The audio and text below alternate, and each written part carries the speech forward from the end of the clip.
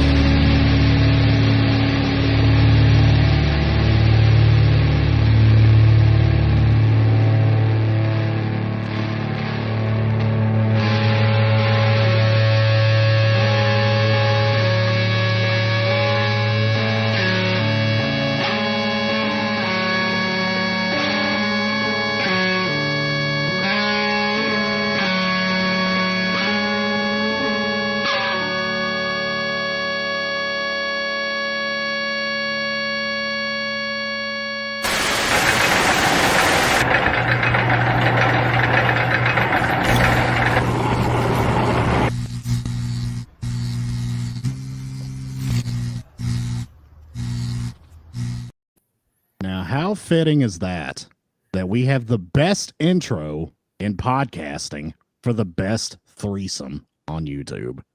I think that is apropos, gentlemen. And I appreciate it very much. Shout out to Ladder Match.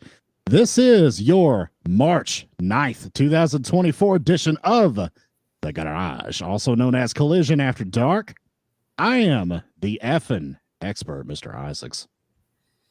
Well, we're not really calling it Collision. What is the whole rebrand? You're going to go back. Old habits die hard. Yeah. But we're reviewing Collision. Yes. But Yeah. I digress. All right, Taz. Say your name, damn it, so we can move on. Roby, so ho. That's my Taz impression. But I digress. Yeah. The human suplex machine, Canada Dry. I am, of course, the patron saint of professional wrestling. I am that gingered up, bubbly son of a bitch. I'm Canada effing Dry, damn it. And you know, we've got the best damn threesome every Saturday night right here on YouTube. We have our triangular partner down below. I like to call him the American hero. He likes to call himself EVP. Go ahead and introduce yourself, fine sir. It's me. It's that EVP. How are we doing tonight, gentlemen? Good God. Gosh golly. You know, I'm doing well. I went on and cracked open a beer and ready to talk some wrestling with you guys. Shout out to Tiffany. So we're gonna go into Collision here, and So every time you say this, you're gonna shout out Tiffany. Yes, that's the new bit. All right, we got Caleb in the house. What's up, Caleb? We got the Shane LY experience. We got the eyeballs in the house. We got Facebook user staring at us with the eyeballs. Go to the top of the post that you're on and give StreamYard permission to show your name so we know who we're talking to. We want to see your pretty face. Okay? We got pretty faces. We get to see Shane here. Shane's got a pretty face. Oh yeah. Yeah. I mean, we're pretty people here. We're pretty. Look at Ayaka. She's pretty. Matt B, he's a pretty man. Yeah. Looking mighty fine. Thank you very much. Very much. Yeah, I'm wearing the contact lenses today, so I'm showing off the eyeballs. You got to do that. You got to do the pretty girl blinking. Yes, like that. Like that. Well, real quick. So I missed today's show because I was driving. So, Mhm. Mr. Isaacs, how is jiu-jitsu going? Jiu-jitsu's going great, man. I've had 2 classes so far, 1 gi class, 1 no gi class. Man, you want to talk about beating the hell out of a guy, a 40-year-old man like myself? I was getting ragdolled. I was getting choked. I was getting mounted. Mounted. I had my full body weight in mount position on this dude, a blue belt. He was 170 pounds. Oh, and he just threw you around like it was nothing. He bucked me off him like I was just nothing, like I was a piece of paper sitting on him. That's because you were. And like, don't they want your money? Don't they want you to come back? Oh yeah, well, that's what they got. Well, they did teach me how to do a choke. I did a head and arm choke. I did a judo throw. I threw my instructor a couple times. That was kind of fun. So I know a lot of you know me as the Marine. I'm gonna do this. I'm gonna do this voice in Hulk Hogan. I got to touch a python at the Pet Expo in Columbus, brother. So A little real pointless, quick, but I that got was cool. a jiu-jitsu story. So when Yeah. I was in elementary school, like 4th, 5th grade, I actually took jiu-jitsu for 2 years before I moved. Ooh, So like I'm like 60, 70 pounds, but I'm throwing around men that are like 3 times as big as me. yeah. Like, Could we have a Mr. Isaacs EVP Joe pay-per-view on the Elephant Wrestling Channel? Have a mean, grappling match. if Yeah. the money's good enough, sure. It depends. If Canada Dry, if you're ponying up the money here, by all means, I will meet EVP Joe at a neutral location and we'll grapple. You're just doing it for the fame. Like, Oh, there's no fame No. involved in it. Nope. There's a Well, price. As the $1 Million Man says, everybody's got a price. I'm sorry, but Caleb taking his pants off is not enough payment. Okay. Not at all. ah, You're gonna have to pony up some real money, and I'm not talking that Canadian dollar bullshit. Good hard American cash. USD, right? baby. USD. whatever happened to just fighting for pride, fighting for what's Sure. right, Private fighting for the Americans. for like is this gone the way of the dodo? Sir, how many podcasts do I do for you where you don't pay me anything? Do it out of the kindness of my heart. Uh, I that's think it's the I'm other gonna way. I think it's the other way around. How out of the kindness of my heart, I let you come on the we podcast. podcast for pride. That's what we do. That's what we do for pride. Oh my goodness! You know It's what? not. It's not what can Canada Dry do for you, but what can you do for Canada Dry? I grace you with my presence here on these podcasts. Yes, and I just ask you guys to lock it up a bit. That's not get some views on the channel. That's all. What I need to do is I need to get about a year of training under my belt, and then I need to go up to the Cincinnati area and join a jiu-jitsu tournament and hope I run into Moxley. That's what I need to do. Yes. Like, Hopefully not on the mats. so are you still got this going on, EVP Joe? No, I don't do it anymore. No, but I like if you guys locked up today, do you think you could take him pretty good? I could hold my own against them. Like I have like I said Brazilian jiu-jitsu training from when I was a kid, but we also had grappling training when I was in the Marine Corps. And bro, So- I've had 2 classes. Let's not get ahead of Yes, ourselves. I'm saying. Like he the only advantage I think you'd have over Joe is he's rusty. Right. Yeah. So I got one more story for you. Yeah. So when I for those of you that know, I'm a Marine and I did one deployment to Iraq. So I'm from Maryland, the Maryland, Delaware area, but when I deployed, I went down to Camp Lejeune, North Carolina. Well, my company commander was an actual sparring partner of Brian Stan. And for those of you that don't know, Brian Stan was a WEC light heavyweight champion. Yeah. So the company commander, like we did sparring with him. Like he made everyone in the company sit back to back with him. Someone would say go and we'd start sparring, and he choked me out in about 2.5 seconds. Brian Stan was a badass dude. Yes, he was. Yeah, he was a tough dude. I remember, and he fought in the UFC a few times too. And I believe, if I'm not mistaken, I think he's the head of the Wounded Warrior Project now. He might be. I haven't. Yeah. My cat right now, he's discovered where I put the cat treats. Yeah. Uh-oh. He's reaching his paw in and grabbing them out, and there's nothing I can do about it. He knows it. Uh, Fruit Cat's like, fine, no more fruit. Give me all the snacks. Yeah. it was a pretty fun experience to, there was a grandpa in there with gray hair, big gray beard, big pot belly, purple belt, completely dominated me. Those are the ones you don't want to mess with. I mean, he just rolled me up like and twisted me like I was a pretzel. He's like, "Oh yeah, I've been doing this for a while."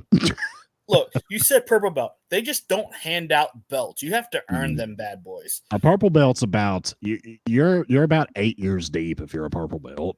Yeah. Wow. Yeah. So, all right, guys, let's go ahead and get started with the show here. We got match number 1, Bryan Danielson versus Shane Taylor. Now my notes for these matches are, a couple of them are kind of short here. This was kind of a slow match. It was really slow, especially for a Danielson match. A lot of slow beating, Taylor beating on Danielson around the ring, kind of prodding around the ring, almost like a Roman Reigns kind of match. Danielson ends up winning by pin, obviously, because he's not going to lose to Shane Taylor. I'll let you guys get your opinion on the match here in a second, but before we do that, Will Ospreay comes out at the very end of the match. And Danielson tells him, I heard you say you're the best in the world. Yada, yada, yada. You got to beat me because I'm the best in the world. Now, the issue I have with this from a storytelling perspective is Bryan Danielson has literally lost every major match like this year. So, like kayfabe, what kind of claim does he have here to be the best in the world? Like that just doesn't make a lot of sense to me. But I digress. I will let you guys give your opinion on that along with match number 1. Canada Dry's already opening his mouth, getting ready to cut me off, so I will start with him. Canada Dry, what's your thought? Yes, it's. I don't think he's lost all of them. I think he's lost title matches, but he's tied a lot of he's gone to those draws. Right. So I think he's still got a claim to this. But the sad thing, I think he's going to lose this one too. Of course he is. He's not going over Ospreay. But like seriously, how can you lose to Eddie Kingston and then less than a week later say I'm the best in the world? Fight me, Ospreay. Like, does that make any sense? Well, it's kind of like John Cena. He's doing the John Cena thing right now, right? Yeah. Yeah. Mind you, he's a better wrestler than John Cena, but oh, absolutely. Yeah. So this is almost like it's kind of a breaking the fourth wall, and we have to acknowledge that wrestling is not actually like he's the best technical wrestler today, which doesn't mean he's winning all the time. But to see in That would kayfabe work terms, in WWE, but AEW puts emphasis on wins and losses. and in kayfabe terms, there should be no difference between being the best technical wrestler and being the best wrestler record-wise. Like, it should be the same thing. Yeah. Like, you don't see people in the UFC say, I'm the best damn grappler in the UFC, and then their record's like 0-4. Yeah, kayfabe-wise, it doesn't make any sense. Right. EVP Joe, let me get you in on the conversation here. What did you think of match number 1 and the little schmoz after with Ospreay? The match was fine. I feel like Danielson gave way too much. I feel like he's just been doing that a lot lately. Like he's given a said, lot. If you're the best wrestler in the world, you can't be just eking out wins. But I'm excited for Danielson and Ospreay. We know it's going to be a banger match. Just look at what Will did in 3 days, a 3-day span here. And that's with arguably lesser competition than Danielson. Nothing against the 2 other guys that he wrestled. Right. And another thing is if this was probably in any other organization like TNA or WWE, they would have made one of these 2 out to be the heel in this. I'm glad they didn't. It can just be a match for respect. Right. Which works. I was thinking that Don Callis was going to come out here and interrupt or something. Somewhere along the line, he's going to have to break away from their group. Do you think it's going to be kind of a situation where Callis tries to like have the Callis family attack Danielson, and Ospreay like tells them to back off because he's going to take care of it himself, and that whole gag? Yeah, I think it Yeah, I probably. could see that being that. But the thing is, you're going to build Danielson back up again for this match too. He's not going to take any losses. Yeah, he's going to have to win. I think it kind of would have been better, and this is just my opinion, if they had held off on this announcement for maybe 3 or 4 weeks and let Danielson rack up some wins, go on a winning streak, and then challenge Ospreay. That would have been my thoughts. Do either of you have a reaction to that? They would have just not let Kingston beat him. Oh, that would have been ideal too. Yeah. I mean, hell, they could have put this damn Triple Crown title on Ospreay then, if they wanted to do that. Have Danielson win it, and then Ospreay take it from him. Yeah, at least it's going to go to Okada, which we'll talk about later. It better go to Okada. Yeah, we'll get there. We got match number 2. Speaking of Okada, we got the Elite versus I put in my notes 3 Bucks clones, because that's basically what they look like. 3 counterfeit Bucks. 3 counterfeit Bucks. We got 3 Monopoly money Bucks here. All right. Do not pass go. That was a CM Punk reference, by the way. I know it was. Do not pass go. Do not collect $200 either. Okay, especially on that CM Punk reference. They didn't even come close to sniff and go in this match. So here's my brief notes here. Okada wrestles the whole match. The Bucks don't get in at all. I love the way they made Okada just look like an absolute bully and just steamroll all 3 of these guys. These guys all look like they were half his size, his partners included. And he just steamrolled them. We got to see his beautiful drop kick. Him and Randy Orton are neck and neck for the best drop kick in all of wrestling by far. Obviously the Elite get the win after Okada hits the Rainmaker on one of the counterfeit Bucks. I'm not gonna lie, guys, and I'm being dead serious. When Kingston awkwardly rolled into the ring real slow, I thought it was a damn fan. Me too. I thought that a fan, because it just looked like a random, like, schlubby looking fat dude that was slow and just rolled into the ring awkwardly and then had trouble standing up. Like, I thought it was a fan, legit. Of course, it ended up being Kingston, who gets beat down, and the bastard Pac comes out, beats up the Bucks, faces down Okada.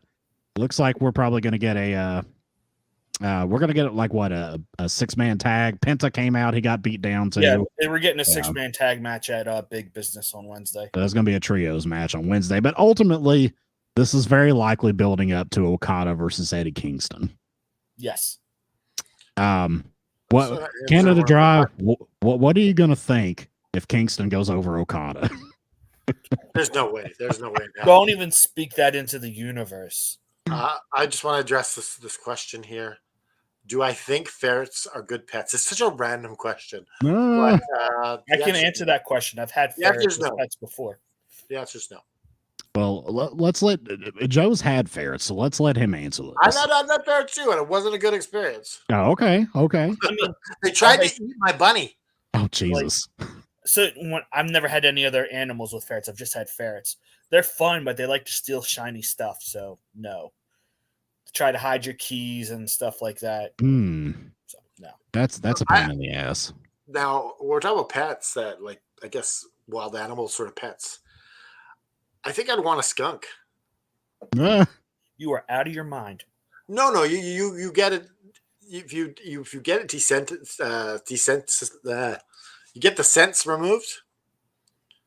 They are you can get the glands removed, right? Yeah. And you got to get them to the place to get the glands removed first. Well, the thing is, when they're babies, they're not stinking.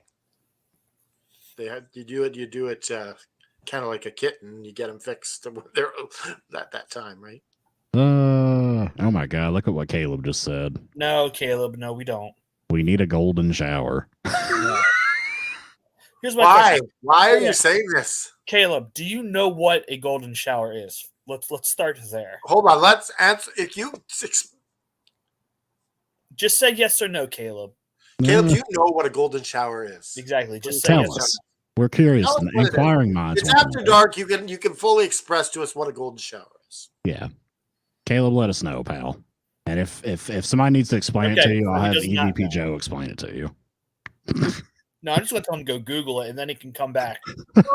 Yes, Google what a golden shower is. We're trying to keep this channel monetized. We don't want to So- demonetize this show. So let me tell you something. So Canada Dry likes to sometimes ask us about video games from when we were children. Do either of you remember it was kind of a violent fighting game, kind of a ripoff of Mortal Kombat a little bit. It was called Primal Rage. Do either of you remember this? right? Yes, I I do do remember remember that.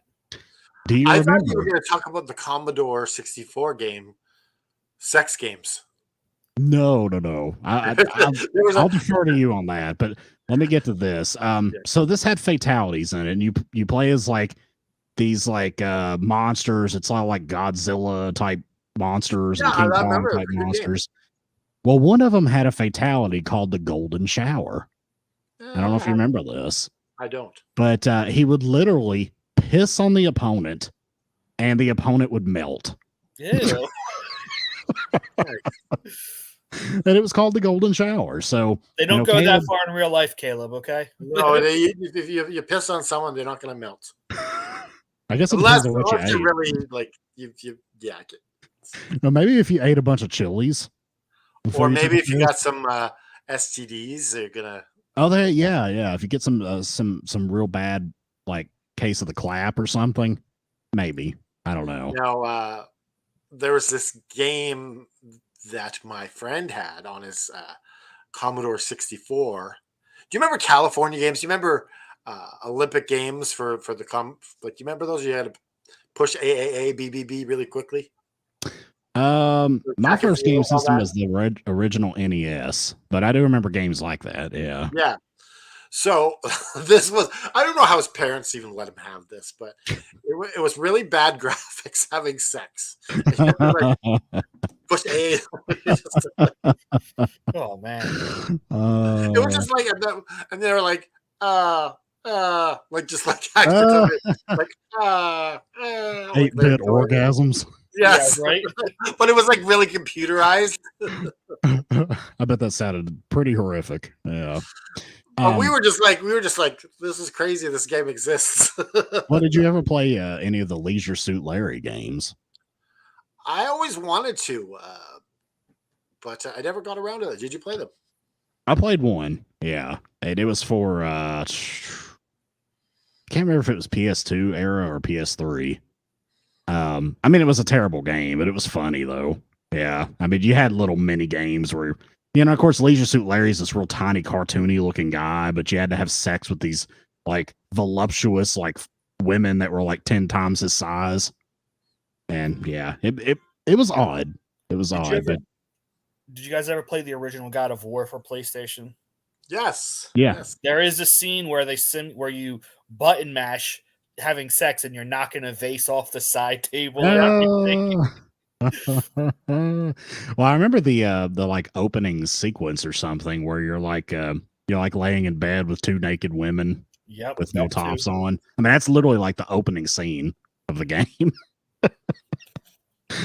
Oh my! But I digress. But I digress. Anyway, back to the Okada match because this is what this was. Yeah. Now, EVP Joe, did you give your thoughts on this? I did not. Go ahead, fine sir. I think it was a great way to introduce Okada to those who don't know who Okada is.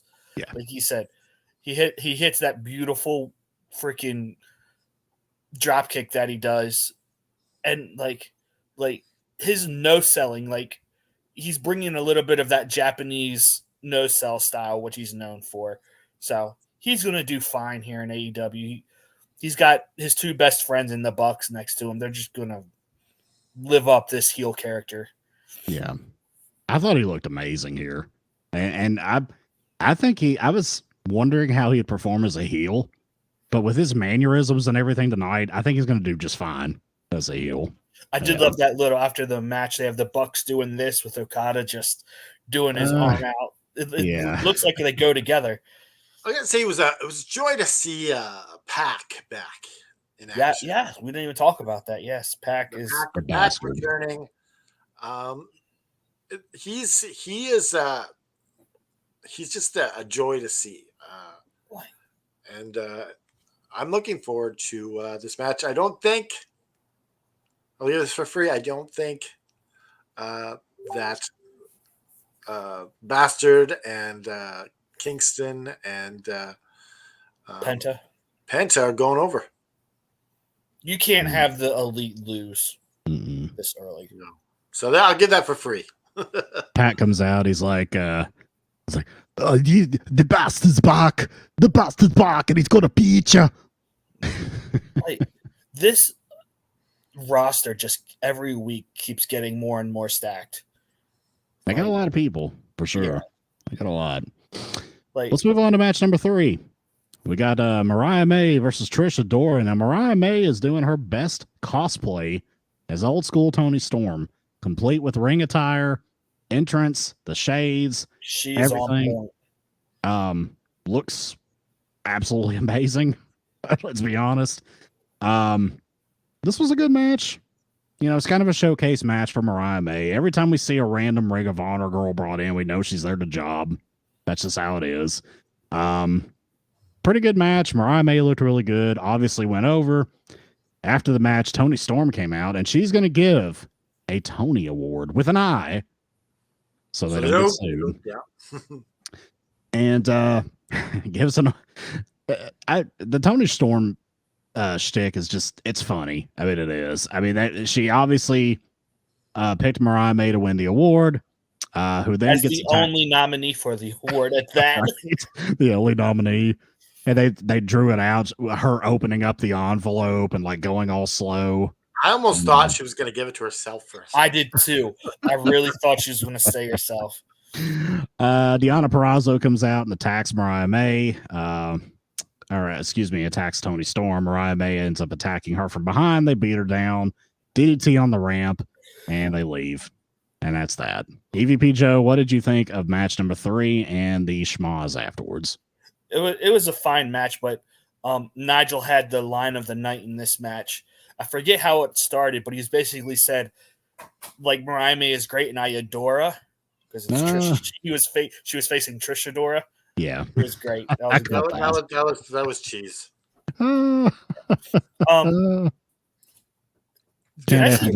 Did Tony give Mariah May a shoe as like the award? Yep. That's just beautiful. It should have been a golden shoe. It should have. You're right.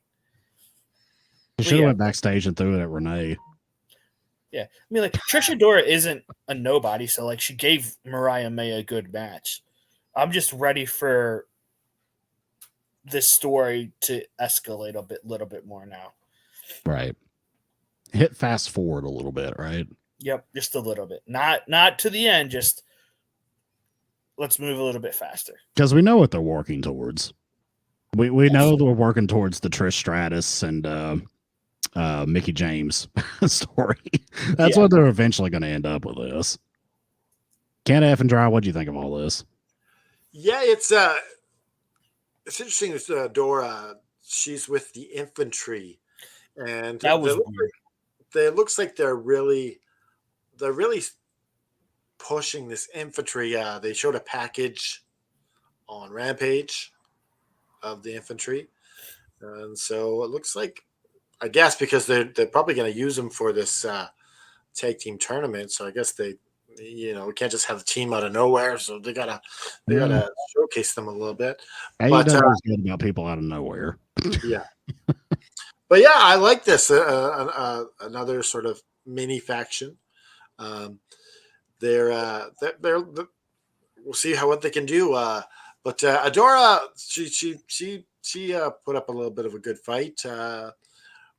I think Mariah May is looking better than Tony Storm was at this same sort of timing.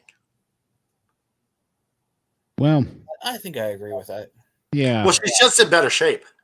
May's a lot younger than Tony Storm too. Well, yeah, she's just like she's a gym person. You can tell. Like if you saw Tony Storm back in like the Mae Young Classic years ago, she was more kind of in shape like Mariah May is now. I don't know, like that picture that Joe sent. She's got like a 6-pack. Yeah, I mean she's super fit. There's no doubt about it. That group, that wasn't Mariah May that I sent in the group chat. That was Tiffany Stratton. Oh, okay. But they look just alike. They look a lot alike. Yeah. Yeah, it's like they got each other. We made that joke that she's just the same person going back and forth. Working. Would it be funny if she was actually the same person just working undercover both But shows? Tiffany Stratton doesn't even look that good anymore. That's an older Tiffany Stratton picture. That. No, she looks pretty damn good, dude. Yeah, I'm not gonna.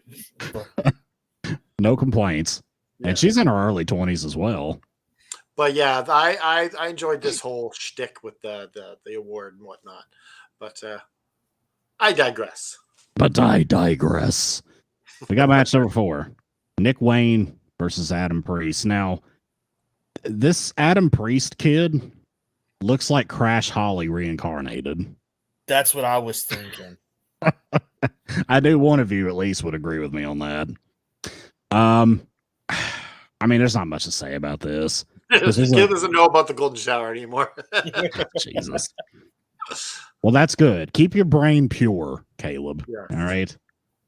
But I mean, this match. We'll have to make a Caleb shirt with like no golden showers, like the Ghostbusters logo. Yeah. Caleb's going to be, his new slogan is "Keep your pants on, keep your pants on." No golden showers. This match was all right. It was nothing special. It was a Nick Wayne showcase, and it was what it was. Do either of you really have a comment on this? I mean, we could talk about what happened afterwards. I think that's comes out. With the key. I just got one. I'm just curious if he's going to change his finisher. From Wayne's Because World? Wayne's World is like the wannabe stepbrother of an Oz Cutter. Right. Oz Cutter. Tom, Will that's Ospreay does it me. so much better, makes it look so much more effortless and fluid than Nick Wayne does. I think you stick with what you know. But the name Wayne's World is terrific. Yeah, that's why it's so cool. Caleb says, everybody keep your pants on. You know what? We do a threesome every Saturday night with our pants on, although you can't see below our torso. So. I was like, you don't know Says that. Caleb is You the have first no winner idea. of the Golden Shower Award.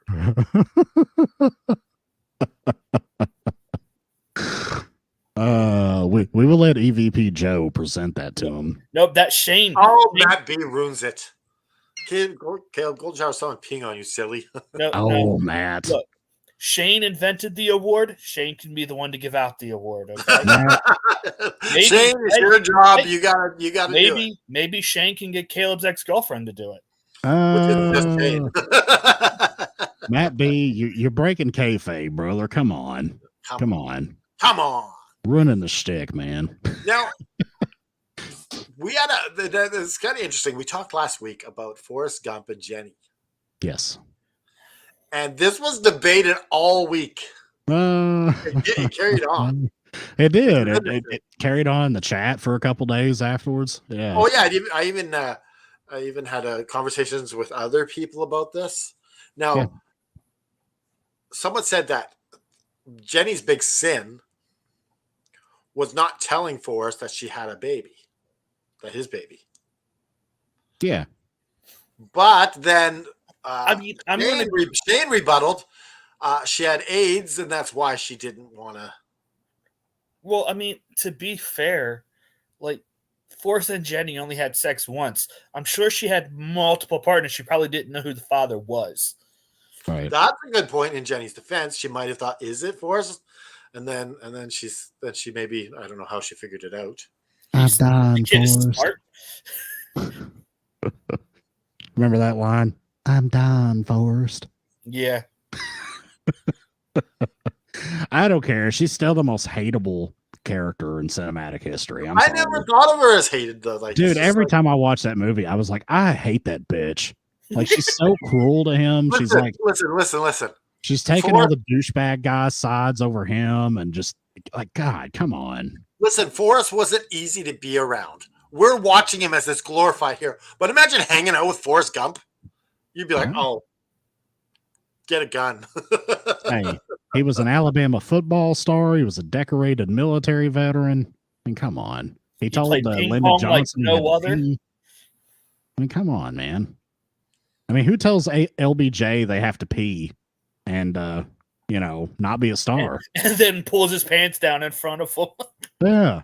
See, that's the problem. Like in a movie, it's good, but actually living with someone like this all the time, it wouldn't be easy.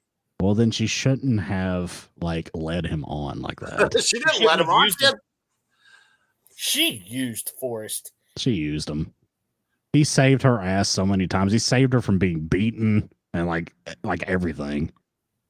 And then she would just get embarrassed by him and run away. What a user. What a bitch. I'll say it. Canada Dry won't say it. I'll say it. Well, what's preferred to the sequel?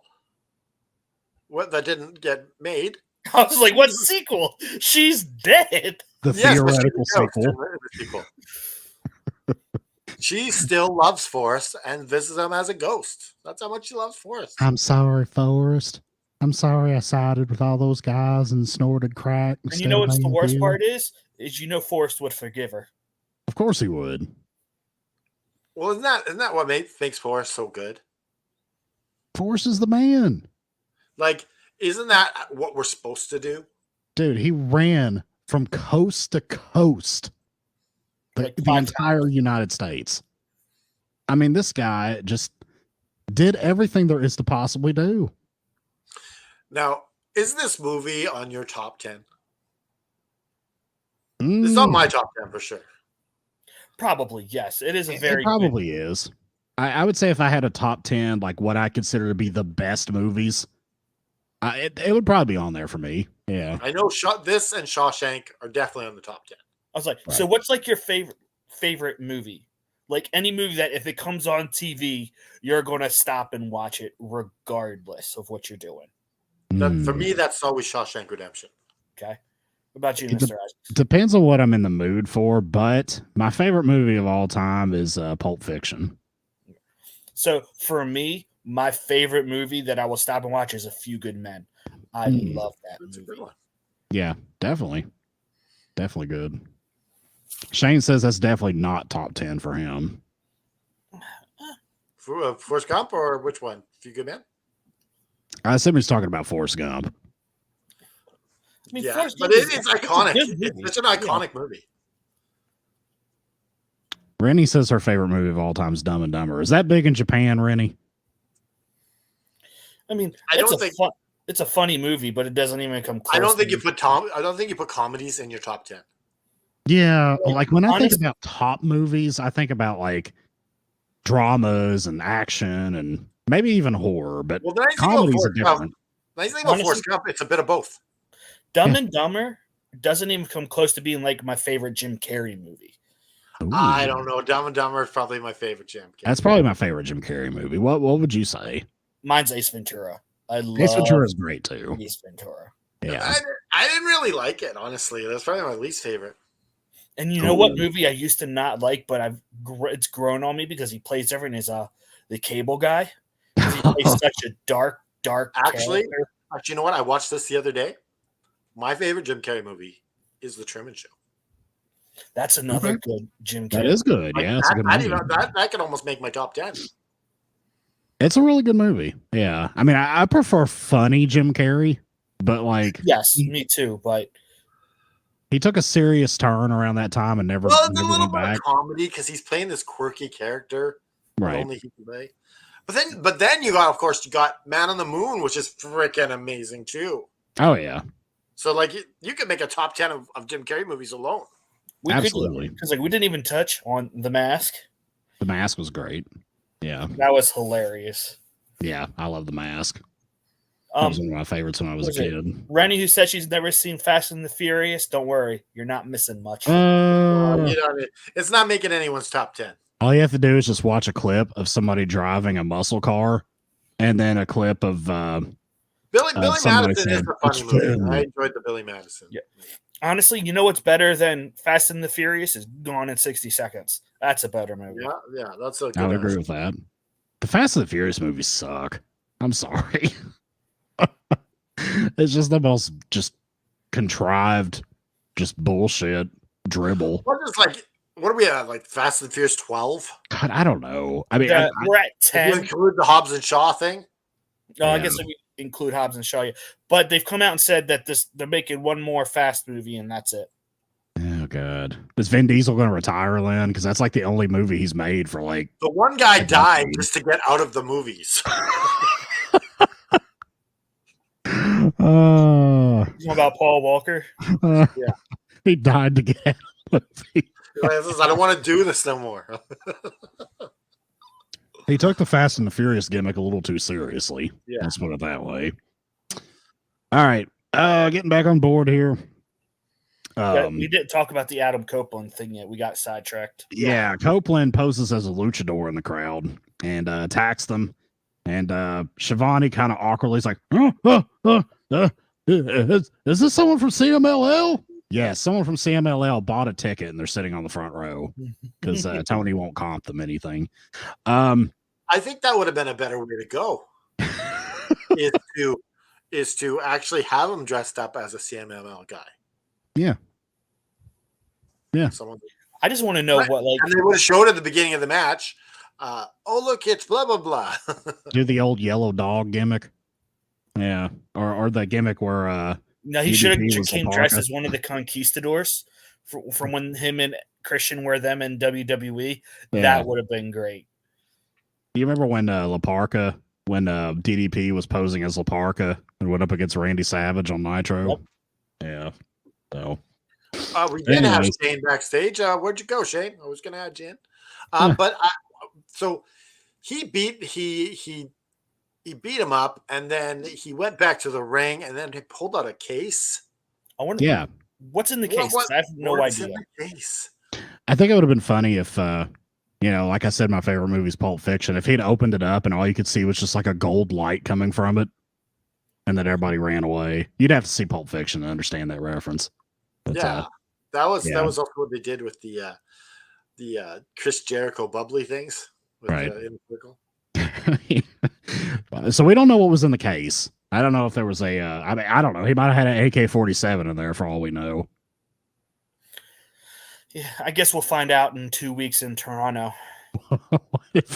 What if he reached out in there and literally pulled out like an AK-47?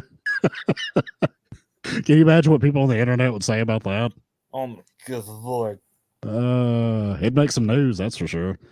Anyways, he scares him with whatever the hell's in the box, and then he challenges Cage to an I Quit match. So we're finally gonna get probably the last match between Copeland and Cage. Yes. And Copeland's gonna go over, I'm sure, right? You think Copeland's gonna take this title from him? Yes. So. Yeah.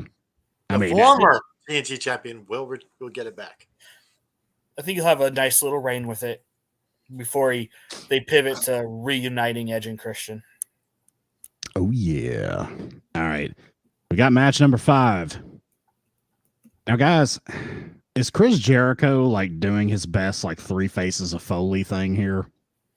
Because I think this is just an homage to his days on CMLL. It's like we got Jericho, then we got Lionheart Chris Jericho, and then sometimes we have. And I'm sure when he goes up against Okada again, we'll have the Painmaker Chris Jericho. There's always some special Jericho that's got to come out. But anyways, White Zombie hits on the speakers again. Lionheart Chris Jericho comes out and faces a guy whose name is spelled Titan, but they called him Teton. Teton. I just want to say this about Chris. They had the little tilde above the A to put your focus on that part of the word. I just want to say this about Chris Jericho really quickly. There's only so many times you can reinvent yourself before no one cares. I think he's already hit that threshold. Yeah, he's there. it's just like you can't reinvent yourself every week, and like it's almost too much. Well, how many damn like hashtags and trademarks and catchphrases has he had even just being in the AEW? I Like mean, like a ton. like being the painmaker every once in a while is fine for hardcore matches. I don't mind that. Yeah. But like just you know, It's you know what, the only one I would really like if what's he that? brought back the light bright jacket. Yeah. I think we talked about that a couple weeks ago. Yeah. Didn't we? Yeah. I would be okay with that. I'd be cool with that. Moxley still owes him $10,000 for the one that he destroyed in WWE. You bastard. You need to give me my damn money. That could be a feud between the two of them. Let's go. I don't know who you are, but let's go. Let's go, Facebook user. All right. I didn't really take any notes on this match. I mean, this was a good match. It's just another one of those CMLL jobbing to Chris Jericho kind of showcase matches. So let me right. ask you a question. Mm-hmm. How many titles does CMLL have? I have no idea. Dude, it's like every time someone comes out, the welterweight champ, the middleweight champ, the historical, like, you say AEW has too many titles. Good Lord. Yeah. I don't know how many titles they have. I'm not a CMLL expert by any means. Now, Mackie, are we supposed to know who you are? Are you the Mackie from FTW wrestling school? If not, I don't know who you are. No. You just really broke somebody's heart, Canada Dry. Well, like you should know me. Hey, Maki, there's a link at the top of the post where you can give StreamYards the ability to show your name. Yes. Yeah. So again, we want to see your pretty faces. All right. Oh, it is Mackie from FTW Wrestling School. Okay. Well, welcome, Mackie. Welcome. So, hopefully, he's dropped out of the FTW Wrestling School, and hopefully he returns and gets back into wrestling because I think he has a lot of potential. And you saw him there on the yeah. podcast. He's very charismatic. Yeah. Good guy. Absolutely. Yeah, absolutely. No doubt about it. Matt B, look at his comment here. Have you seen the video of my brother falling in your DMs, Canada Dry? What is he talking about? He sent me a DM, I guess I didn't see it. No, I did not. That's the answer to your question. Caleb says 30 championships. Now, Caleb, I think you're just bullshitting us. Or did you actually Google that? I would assume you're bullshitting. 30 is an awfully round number. I don't think they have that many. And a lot. Yeah, I can't wait till the CMLL thing is over. That's my opinion on this. I mean, these guys are good wrestlers, but honestly, I kind of think they should be just doing matches on Rampage, honestly. Because, I mean, it's just these matches mean nothing. And, I mentioned before we went live that the show's starting to feel like Thunder to me. It's starting to feel like WCW Thunder compared to Nitro. It's kind of like how Collision's starting to feel now compared to Dynamite. It had its own identity for a long time. The show was obviously created because of CM Punk and the schism between him and the Elite. Well, I don't know. I think it was going to be created regardless. I don't think you create a show for one guy. They sure as hell built it around him. You need a star. It was convenient that you got a star who you got to keep him away from the Bucks. So right, but it's like the show was like a more wrestling centric show, a more traditional wrestling show. But it's like as time has gone on, it has gotten slightly less relevant week to week. To where, and this is exactly what happened to WCW Thunder. It started out super hot and then eventually just slid downhill to where eventually it was basically just 2 hours of just matches for the sake of having matches. And I kind of feel like right now that's the path Collision is on. What do you guys think about that? I haven't really thought of it in that terms, but I mean, I guess you're right. It definitely feels. It doesn't Well, feel. can we just talk about this at the end so we can get the full picture of the show? Sure. Yeah. I mean, there's not a whole lot Then left. we can really talk about what was a hit, what was a miss for us, kind of thing. Like, We can circle back to it for sure. We got Shivani in the ring with FTR. These guys, the infantry comes out, and they're dancing around like they're big stars, like everybody's gonna know who they are. But they come out, and I think they showed some charisma here, and they cut a decent little promo on FTR. So it was a nice little introduction. I like that people who didn't know revival them. line. Say yeah. The revival line was really good.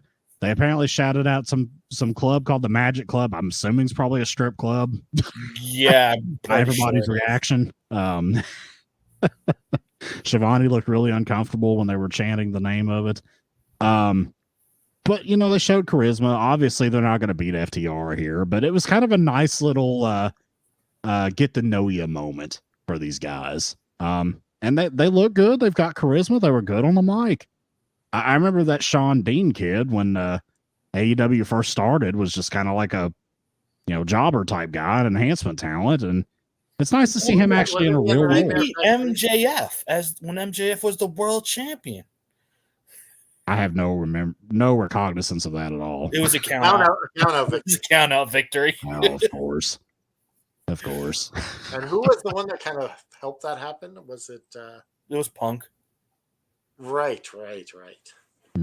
Yeah, because he wrestled a lot on like those early collisions, right? Sean Dean did. Yeah, on the early collisions, yeah, he was there quite a bit. But I believe that was a Dynamite. Was it a Dynamite? I don't remember. You guys remember a lot more about Dynamite and Collision than I do. Like, there's one thing that bugs me, and I'm going to say it again. I'm a Marine. And they're dressed up as army guys sitting there saying "hooah" and all. Like, that's not how that stuff works, guys. Get your stuff straight. It bugs me when they do that. I could have sworn a former army guy, isn't he? What was that? Sean Dean is a former something. I thought Sean Dean was in the Navy. I believe they said he was a Marine. Surely he wouldn't say hoorah if he wasn't a Marine. He would say hooah. Yeah. Hoorah. Like, no, it was whatever it was. It was the deal with the infantry is they're all former service members. I understand that, but the infantry is a specific subset of them. Of it's a job. It's it's your grunts, your people who are on the front lines type. So yeah. Either way, it's really cringy to me when people say use those hooahs and hoorahs wrong and the wrong branches. It annoys me. We need EVP Joe to go set them straight. Yeah. That's what we need. We need to invite them on this program and let Joe tell them. Joe would not do it. He'd back down. Oh no, I think he would. I think Joe would. I think he'd be like, "Look, guys, you're doing this wrong. You need to do it like this." I think he would do it respectfully then. He wouldn't do it like he's saying us now. Well, I mean, he wouldn't get on there and be like, "You motherfucker, you blah, blah, blah, blah, blah." He would do it with some He tact, would be a bitchy about it. He would say, "Listen, guys, I just want to correct you because..." All right, let's move on here to match number 6. We got another little showcase match here. We got Mystico versus... He was always called Angelico before, but now they're calling him Angelico. It's like it's Angelico. Yeah, it's supposed to be Angelico. Because Tony Schiavone said Angelico, and he said, sorry, Angelico. It's like they... unless he's changed his... they're changing... I don't know why they would change his name. They Americanized the pronunciation of his name or something. I don't know. It's really weird. He was always Angelico ever since I first saw him back in Lucha Underground. Yeah, so. He'll always be Angelico to me. Yeah. Anyways, this was the typical kind of, Lucha match. Mystico wins. Not really anything much going here. At least the CMLL back got a win. What's that? This was a long match for Mystico to go over. Yeah.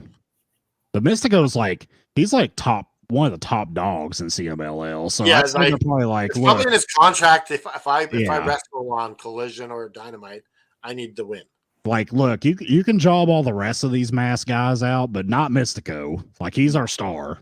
You can't job him out. But Mystico's talented. I mean, I'm one of the few people I liked Sin Cara when he was back in WWE a long time ago. When he wasn't tripping over the top rope getting into the ring. Right. Which he did do quite a bit. He had the mattress and the trampoline, yeah, and would spring into the ring, and then he would like trip over the top rope, and yeah. Well, maybe if maybe they were asking a little bit too much of him, because it's not an easy thing to do. No. So maybe just have him not be so, make his entrance so grand like that. They were wanting him to be another Rey Mysterio. That's really what they wanted. Well, I don't think Rey Mysterio could even do that like he's good with moves, but I never seen Rey Mysterio do that. No. No, not at all. But yeah, the trampoline spot was pretty ridiculous. And I saw him do it live, and I think he fucked it up when I saw him live too. I'm pretty sure he did. Listen, when they fucked it up once, they should have stopped. Yes, stop doing it. Let's move. Like, this isn't an easy thing to do. Let's think of another way to do this. On a related note, I saw a clip of the new WWE video game, 2K24. Yeah. And they have like a, they have like a career mode or whatever where you can play as a guy or whatever. They were showing a career mode where you play as like a luchador, and they did the trampoline spot and like tripped over the rope. Like that was actually part of the story for this character. Awesome. So I just saw this the other day. It's funny we mentioned that. But yeah, it actually, I'll see if I can find a clip of it. I'll send it in the chat. Now, I want to talk a bit about Dragon Lee for a second here. Okay. What about Dragon Lee? So SmackDown, Dragon Lee is coming out. This guy has a huge following in WWE. And there's like no pop. There's like no pop. He has a big following in Mexico. Yeah, what I'm saying is like, it's like, that's what happens when you bounce people between the main roster and NXT and back again. Like, yeah, they don't really get to. And like you have Andrade as well, who they're like, oh, that's Andrade's first, but no pop at all. No. Poor guy's not getting a pop at all. It's like people are acting like they don't remember who he is. In fact, a lot of the fans probably don't even remember who he is. Probably not. Well, how many of the WWE guys also watch AEW? Like a large percentage, I think. I would say probably 40%. That would be my assumption. Because Dynamite is about 40% the audience of Raw. So, yeah. That would be my guess. Maybe even somewhere between 30 and 40% watch AEW as well. Dragon Lee's really good though. I like Dragon Lee. I think he's good. Like, I'm really surprised WWE hasn't thrown Dragon Lee like officially into the LWO. It's probably coming. I mean, if you watched SmackDown last night, it looks like it's kind of trending that direction. Yeah. Which match are we on? We were talking about. We're on the main event now. We're finishing our conversation of Mystico versus Angelico, and we're right at the main event. Yeah, we're done with that one. Yeah, let's go ahead and move on. Match number 7.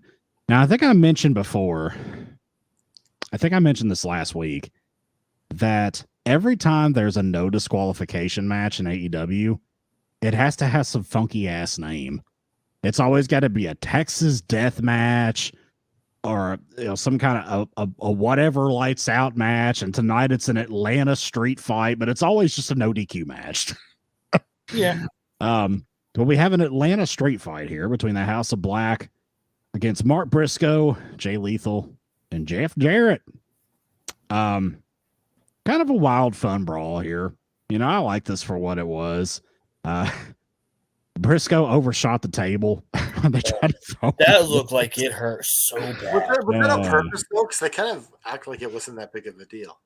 I don't think so. Why was he there then? I don't think it was on purpose. But yeah, he overshot the table. Buddy Matthews puts gasoline on Sanjay Dutt. For some reason, they hate Sanjay Dutt and they were going to burn him to death live on the air. Karen Jarrett makes the save, oddly enough. Julia Hart blows mist into the face of Karen Jarrett. Briscoe ends up getting thrown through a flaming table and pinned. House of Black victory. And look at this, guys. We got Alec Haney in the house. Look at that. He's up. Lazy booking, he says. For those of you who don't know, it's what Cornette always calls a no DQ match. Calls it lazy booking. But yeah, what'd y'all think of the Atlanta street fight? Canada F and Dry, what'd you think? I was thoroughly entertained by this match. Definitely my favorite part was the interaction with Sanjay Dutt and Matthews and Julia Hart. Just White and Hart. Yeah. The interesting thing was like, how does she go more evil now? She's gonna go more evil. She tried to set a dude on fire, for God's sake. No, I'm speaking of You talking about Karen Jarrett? How she? Karen Jarrett, yes. So she got the mist in the face, so maybe it'll have the reverse effect. Maybe she turns good. Yeah. Would it be funny if she started being like nice to everybody and like bringing everybody cookies backstage now in segments? She changes her name because Karen is just too negative connotation. Yes. I can no longer be a Karen, guys. I'm not a Karen. I can't be a Karen because I'm too caring. Caring Jarrett. Karen Jarrett. Yes, that'd be hilarious. That's a good wrestling team. Karing. Yes. Jarrett. Yeah. I think we just booked it. Caring. We just booked it, guys. There we go. Tony, give us a call, man. We'll book it for you. Yeah, I find it funny, like they threw who'd they throw through the flaming table? Briscoe, and then you see Malachi make sure to pull him out of the flame so he doesn't catch on fire. They were carrying to him in the ring, like putting some lotion or something on him. Oh yeah, because they're probably putting some burn cream on him because he wasn't wearing a shirt. It's not like like Cody, who was wearing that protective flame retardant stuff when he went through the flaming table. It's when Cody looked like his back was shedding the whole match, and everybody was like, "What the hell's going on here?" He's protecting himself. Oh, so he sprayed something on himself? Is that what? Cody had like this gel or something that he put on. But he still had a nasty scar like after that. Still, even though it was that was a real flaming table. That was like. It was with Andrade. That match was. I remember that. It was one of the Daily's Place shows. Yeah, that was a little much. Yeah, and he had like the stuff on his back that like it started flaking up, and it looked like he had like bad dandruff all over his back. It's pretty gross looking, if I remember correctly. Oh yeah. What did you think of this TV, Joe? Of the what? What did you think of this match? Oh, I thoroughly enjoyed this match. You know me, I love chaos, and when it's controlled in, it makes sense. It was just so much fun. It was nonstop, and I'm just so glad House of Black won because it looked like for a while they were going to lose. I was like, they can't have House of Black lose this match. Like, they need to start getting some big wins. I agree. Alex says Tony's not watching. He's in the sandpit, taking his new toys out of the box. He's unwrapping Mercedes Monet right now for Wednesday. Let's see action. All right, guys. That is the last segment here. Do you want to circle back to the conversation we were having about Collision kind of resembling Thunder nowadays? It's hit or miss sometimes. I think the CMLL thing hurts it. Because the matches don't have any purpose. Yeah, the CMLL matches, if you don't want to use them for Dynamite, they'll end up using them for Rampage and for Collision. Yeah. but it hurts both shows. Yeah, I agree. It's just the matches are just matches for the sake of having matches. And like these guys, nobody knows who they are. For some reason the crowd, have you noticed the crowd's turned on Jericho a lot the past few weeks? Like, what's up with that? Like they were booing Jericho again tonight. I I think they're just tired of him. Yeah, I think they're just tired of him. Yeah, Like- a little overexposure. Like, cause you gotta think for like the last before AEW for like the last decade in WWE, you never saw Jericho for more than like 6 or 8 months. Yeah, He'd do his thing. He'd go away on tour with Five. He's not doing that here. he was kind of a part timer for a long time. Yeah. It Now kept Jericho special in WWE. Yeah, but he's out there every week and he's beating some young guy every week. It's like, or oh, attaching God. himself to some young guy every week. He's got a new buddy every week. He's got a new catchphrase every other week. He's Like Judas. Now he's the Lionheart. And yeah, it's like, there was I guess like Dave Meltzer was saying, it sounds like we're going to get Jericho and Hook as a team in this tag team tournament. Yeah. I hope We not. talked about that on Dynamite After Dark. I hope not. Jericho is a tag team whore in AEW. Ah! Like he's jumping around to the bed of every tag partner in the world. Well, I mean, it You know doesn't what? help that his main tag team partner is immature and gets suspended all the time. Right. Haney, I know Haney will agree with me when I say this. My analogy that Collision is starting to become what WCW Thunder was. Just Well, diminish Thunder the value. Of course, Thunder, he's going to agree with you. All he does is say negative stuff. Thunder got good again when they brought in what's his name, Vince Russo. Yeah. No, it did because Bret Hart was on there winning the championship, and they had the bigger stars in there. Like it had a really dark time, and then that was the biggest problem for Thunder was your big stars didn't want to work it. Yeah, Which is but then ironically Russo what kinda happened. revived it. Which is ironically what happened to SmackDown for a very long time in WWE. Your big stars like Triple H were like, I'm not working Tuesday nights. Yep. And it just became like a solid B show that was just Dude, a leftovers. for the longest time, all SmackDown was literally a Raw review show. There may have been like 2 matches, and it was nothing but video packages for what was happening on Raw. For what era was this? I mean, this is probably like 13, 14, 15-ish. Yeah. I mean, 2014, SmackDown had some weak years for a while. Yeah, definitely. It was when the roster was conjoined again, when they didn't have their own roster, and it was just kind of just had Raw leftovers for a little while. Yep. But should we do the flowers, the bells, the whistles, all that? The kind of stuff? thing. Now look at Canada Dry here. Canada Dry is rushing the show along tonight. But meanwhile, when I tried to get some sleep last Sunday night, this son of a bitch was like, no, don't rush through this show. Come on, let's draw this out and talk about it. I was thinking about that the other day. He's like, he's probably pissed at me for that. He was probably pissed at me for that. I was thinking about that today. I made it through. It took some extra caffeine, but I made it through. I don't know if I'll do that again. We'll have to have a deeper conversation at some point later. Oh, now we got Dynasty. Come on. You might have to try to roll JFB out of bed for that one. Well, if it's on a Saturday night, I'm good. No, it's Sunday, so. Oh, God. We'll cross that bridge when we get there. I don't know. We'll see. We're working on him now. We've got to work on him now, Joe. We're not going to get any more Saturday pay-per-views from AEW. Yeah, which is Because sad. of Collision. Yeah, that's right.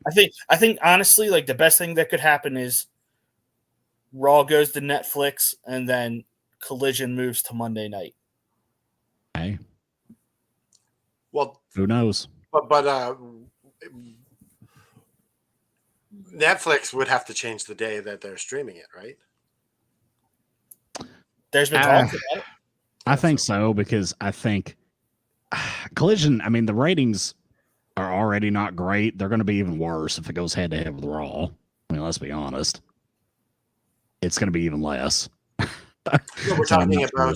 we're talking about Netflix moving the day that Monday Night Raw is on. Yeah, if they did. But I believe Nick Khan said that they're pretty committed to trying to keep it on Monday. Yeah. So, The only thing I could really see that they want to move away from is competing with Monday Night Football. yeah.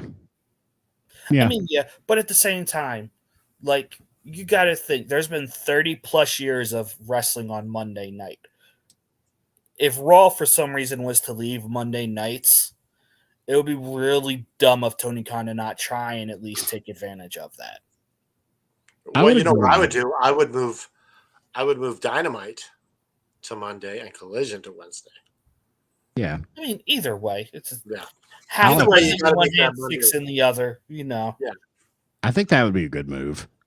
Yeah. You could slide in Dynamite, be like, hey, Raw's not on now, but we are. You can watch us. Monday Night Dynamite. Tony, give us a call, buddy. Canada Draw, be your new business manager. He'll get it done. Oh, I'll do that. All right, guys. We are going to, the And rigmarole. Remember, what's your favorite video game? Ooh. It's Retro funny video. because we have to have a different favorite video game every Yeah. week. Well, no, come on. How many games did you play when you were a kid? Oh, yeah. Lots and lots and lots. But they can't all be the favorite, Canada Dry. No, that's true. They're all going to One be of your jealous. favorites. If I'm calling one the favorite, the others are going to get jealous and be like, thought you loved me too, man. Thought you loved me too. All right, guys. Match of the night. I'm just going to make an executive order here and throw out segment of the night because there were like no segments. I refuse. I'm overriding that because I didn't even get to talk about what my segment of the night was because we sort of just breezed over it. So, which one was it? I want to talk about the FTR promo.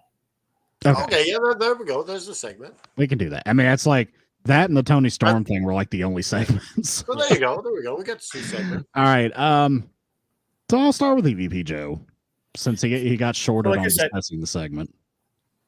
I love I just want to say the FTR segment. If this really feels like it's a revival, no pun intended, of the FTR, like they're talking about giving their blood, sweat, and tears. I think we're going to see like a rejuvenated FTR in this tag team tournament. So that's my segment of the night. My match of the night is the main event. Like I absolutely loved that street fight. My favorite old school video game last week was Paperboy. This week I'm going with Excite Bike. Oh, Excite Bike, yeah. And my son would like to say what his favorite video game is, real quick, if you don't. Yeah, bring him in. What's your favorite, my man? WWE 2K23. Heck yeah, man. Good choice. Going way back to 2023. That's a throwback. That's literally like one of the first video games he's had. So he doesn't have much life experience in video games. I'm going way back retro to last year. I mean, in his mind and his life experience, that is retro. Yeah, because he's a young guy. And my rating, I'm giving this like 3.5. An average show. Canada Dry, what say you? I'm saying my segment of the night is Tony Storm's Tony Award to Mariah May. That was fun. I'm giving the match of the night to the Atlanta street fight. And I'm giving this a 3.5 as well. Wow. And my retro video game is one of the all-time classics, and it's really hard. It's Ghost and Goblins. Ooh, I don't even know if I know that game. You turn into a duck. You turn into an old man. That's great. Okay. All right. So for me, match of the night is also going to be the Atlanta street fight. By far was the best match. It was the best thing on this entire show. if I got to pick a segment here between the two segments, I'm going to pick the Tony Storm one just because I thought that was funny. You know, the stretched out, it's Mariah May opening up the envelope for like 2 or 3 minutes. Like, I thought that was pretty funny. The overall rating, I did not think this was a great show. I thought it was kind of pointless. I enjoyed the street fight. The other matches were so-so. Well, I have a question though, quickly, Jeremy. Yeah. So is it just because Dynamite was so good? It's probably the fact that Collision is not staying on par with Dynamite. That's probably part of it. Yeah, because Dynamite's been really good. It's such a drop off. Dynamite was really good. Like, I will say this: at least you've never said, "I just wasted 3 hours of my life when watching a Raw." So there's that. This is the Pizza Hut ad, and he gives it 1 3/4. Video game is Sleepwalker on the Amiga. I don't even know what that is. The hell's an Amiga? Amiga is like one of the early computers. Okay, I gotcha. So my overall rating, it's gonna be a 2.5 for me. I just did not think, compared to the other collisions that I've given high scores to in the past, I just don't think this was up to par with those. Not a bad show, but it wasn't one that I'm gonna go back and rewatch. It's forgettable. Wait, do you go back and rewatch them? Not usually, no. I mean, if there's a match I really like, possibly I might can go back and watch that one match. Even then, I'd be like, I missed it. Usually I don't, because there's just way too much wrestling to go back and rewatch. So our rating, kind of fitting, is 3.16. All right. Austin, baby. Austin 316. And we're about a week before 316, so yeah, that's fitting too. Candid F and Dry, is there anything else that you wanted to discuss while we're on the air, or do we want to go ahead and start closing ceremonies here like the Olympics? Do we have a moral of the story? Do we have a knowledge is power moment that we can say? Well, EVP Joe had his thing about the hoo-ah. That could be knowledge is power. No, I think our knowledge is power is you shouldn't be slamming people through flaming tables. You shouldn't set people on fire. Yeah, you shouldn't. Did you guys see my knowledge is power thing I posted with the guy who's wrestled the shark? Oh yeah, yeah. I see you jumped on the Florida Man bandwagon. I'm well, I wanted to do this, but I just haven't gotten around it yet. That's why I made one today. Well, how about this for knowledge is power? If you're in the presence of a young, spry Indian man, do not try to set him on fire. Yes, that, and if do not don't do golden showers. That's it.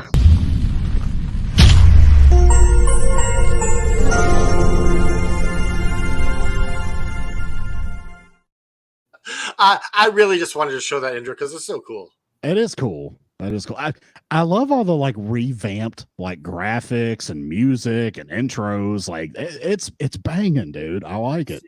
See, unlike Jericho, we don't do it too often to where it doesn't mean anything. Yeah. Now, if we changed it literally every other week, then yeah. Well, I think like as a brand,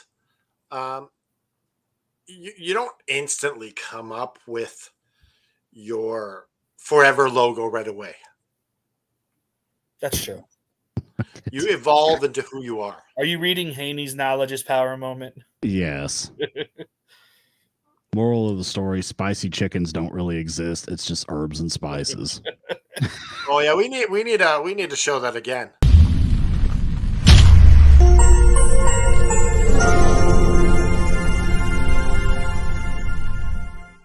Now, Haney, the knowledge is power shtick has still got a life of its own. Well, I have a retort to Haney here. Now, what if the particular chicken in question is struggling financially and they start an OnlyFans, thus making them a spicy chicken?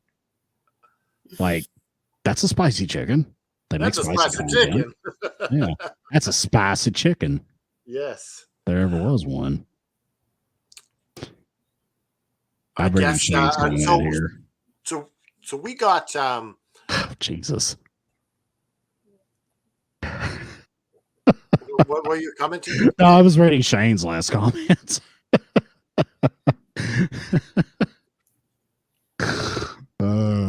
Oh, yikes. All right, so we man. have the All Effin' Wrestling show tomorrow. We're going to be doing the round table. Well, those are always fun. And have you got your prime drink yet? You go grab it for me, Roman. Yeah, I do have mine. I'll show you Oh, what it is. good. So we're actually we've got everyone with their prime drinks. What flavor do you got? Nice. Meta Moon. Meta Ooh, Moon. That sounds good. So, I'm gonna take one sip of it, give you my rating, and then I'm giving it to my son because I already know I'm not gonna like it. well, you might. You're gonna do the I picked it out. the Dave Portnoy one bite pizza challenge, but you're just gonna do one drink of the prime. No, my problem with Prime is the number one ingredient in all of them is coconut water, and I don't like coconut. Oh, okay. So even if it tasted good, you wouldn't like it on principle. No, I won't like it because I want to taste the coconut, and I'm like, Yeah. So it should be interesting because I've never tried this stuff, and I wasn't planning on it, but hell, we gotta give a review, and either Prime will love us or they'll hate us. Is that I don't think they're gonna care. is that gonna be the main theme of the show tomorrow? Is No, it's a round table. We're talking about a mishmash of everything. Gotcha. And, Okay. and yeah, it'll be Who's fun. on the show tomorrow? It's me, you, JFB, and Shane. Nice. Logan Palm and KSI might not like us tomorrow. Probably not. All right. Man. Let's wrap up the show. On behalf of the Effin' Expert, Mr. Isaacs, on behalf of EVP Joe, on behalf of myself, Canada Effin' Dry, we know that sometimes in life you can get hit with all sorts of things. You get hit with depression. You get hit with just things like financial problems, emotional problems, just all sorts of things. And the important thing is that you reach out to friends to help pick you up. You don't fight this alone. You don't stay down.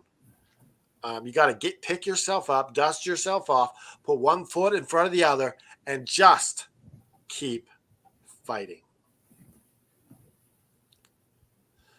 Now, and that was hard to find the outro on these.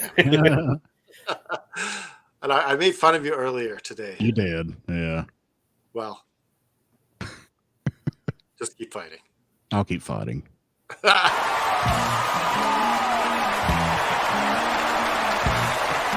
This has been an Effin' Worldwide Media production.